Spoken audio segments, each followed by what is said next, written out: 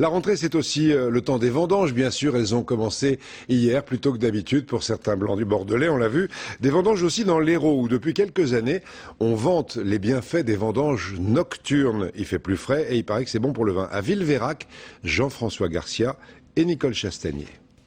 Il est 4 heures du matin et les 10 vendangeurs sont déjà à l'ouvrage. Nous sommes sur le domaine de Roquemal, 10 hectares de vignes que l'on récolte uniquement la nuit, histoire de cueillir le raisin au meilleur moment pour qu'il donne le meilleur de lui-même. Des cépages de Mourane et de Vermentino. Pour conserver les arômes, pour éviter l'oxydation, que ce soit pour des blancs ou pour des rosés, c'est essentiel pour avoir du fruit, des arômes, des jolis équilibres. Si vous vendangiez dans la journée, ce serait pas pareil, vous n'auriez pas le même produit? Non, pas du tout, parce qu'on rentrerait des raisins très chauds, qui auraient tendance à s'oxyder, à s'abîmer, et là il faudrait essayer de rattraper tout ça et ça serait à moitié rattrapable. Car à cette heure-ci, il ne fait que 20 degrés, contre 35 à 37 à partir de 10 heures du matin. Alors il faut faire vite, s'empresser de rentrer la vendange avant que le soleil ne tape trop fort. Le travail de Dominique, c'est justement de préparer l'arrivée des fruits à la cave.